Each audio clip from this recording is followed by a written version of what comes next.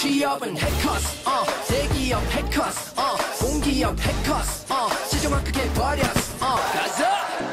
핵심 가치와 역할이라고 얘기를 했는데 그러면 여기에서 핵심 가치와 사업을 연결해야 되는 거죠.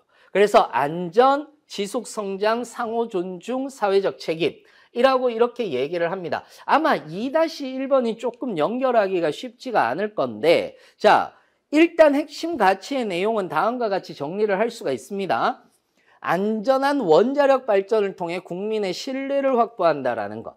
그리고 지속 성장은 신재생에너지와 해외 사업 확대를 계속해서 해나간다라는 것. 그리고 상호 존중은 직원 간의 상호 존중과 협력을 통해서 조직 문화를 강화하고 그리고 이해관계자와의 상호 존중을 통해 고객과의 신뢰관계를 구축한다라는 것. 사회적 책임이라고 얘기를 하는 것은 사회공헌 활동과 친환경 사업을 통해서 사회적 책임을 다한다라는 거죠. 그러면 이것 자체를 여러분들이 딱 보시면은 주요 사업은 이런 거예요. 원자력 발전소를 운영하고 있고요.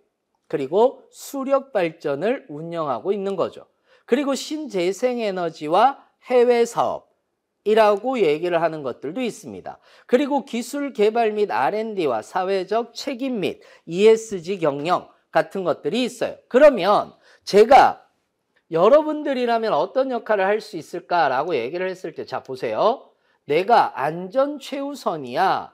그럼 원자력 발전소 운영이라든지 이런 쪽으로 하면 되는데 자 본인이 어떤 역할을 할 수 있을지 이거를 먼저 정하는 게 좋아요. 원자력 발전소 운영은 기계, 전기전자, 원자력과 관련된 직무를가 선택하는 게 좋죠. 그래서 안전관리라든지 그 다음에 계측 세어 정비라든지 이런 쪽으로 해주시는 것이 좋고 이게 이제 소위 말하는 안전관리 같은 것들도 여기에 들어갈 수가 있는 거예요. 그러니까 자 앞에서 보시다 보면 우리가 안전 최우선, 지속 성장 뭡니까? 신재생 에너지 아니에요. 상호 존중, 그 다음에 사회적 책임 이렇게 있는 거잖아.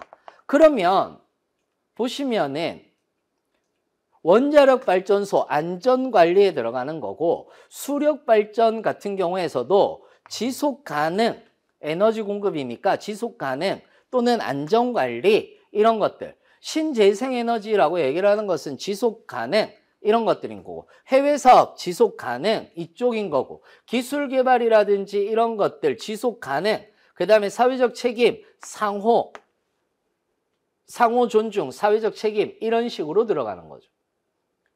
그러면서 여러분들이 보시면은 원자력 발전소는 이런 것이구나. 수력 발전 같은 경우는 기계, 설비, 전기전자 쪽에서 이야기를 할 수가 있는 거고요. 신재생에너지 같은 경우에서는 사무 같은 경우는 경영 기획이라든지 신규 사업 기획이라든지 이런 것들이 여기에 들어갈 수가 있는 겁니다. 그리고 전기전자 같은 경우에서도 신재생 에너지 시스템 설계, 데이터 분석 같은 것들도 여기에 들어갈 수가 있는 거겠죠. 해외 사업은 사무 원자력이라고 얘기를 해서 경영기획 해외 사업을 추진할 수도 있고요. 글로벌 시장 분석 및 전략을 수집할 수도 있고 원자력 발전 같은 경우는 원자로 심관리라든지 이런 쪽으로 해외 사업을 할 수 있다라고 이렇게 생각을 해주시면 될 것 같습니다. 이렇게 연결을 해서 여러분들이 작성을 해주시는 거예요. 그래서 나는 이런 데 기여할 수 있습니다 라고 해주시면 되는 거죠. 그래서 저 1번하고 2번하고 겹치는데요. 이런 말 되게 많이 듣거든요. 전혀 겹치지 않습니다. 이렇게 쓰시게 되면은요. 자, 기술 개발 및 R&D 같은 경우에서는 사무, 전기전자의 역할이 있는 거고요. 사회적 책임 및 ESG 같은 경우는 사무와 화학 쪽이 여기에 들어가고 있다라고 이렇게 연결을 해놨습니다. 여러분들이 좀 더 편리하게 쓰시도록. 이렇게 연결을 해서 제가 이야기를 해놨으니까 여러분들이 마음 편안하게 나 이런 식으로 연결하면 되는구나 라고 보시면 될 것 같습니다. 자, 세 번째입니다. 규정을 준수하거나 라고 이렇게 얘기를 했어요. 이건 너무 많이 나왔죠. 어떤 규정이 있어요. 그 규정이 있고, 즉 본인이 맡은 역할, 이게 중요한 건데, 자 보세요. 맡은 역할을 무엇이었으며 역할에 대해서 정확하게 얘기를 해야 되고요. 완수하기 위해서 나는 어떤 노력을 했습니다 라고 내가 경험 서두를 써주는 거예요. 그 다음에 여기에서 3-2에서 그런데 지키려 했던 규정은 이런 것들이었는데 그 다음에 이런 것들이었다.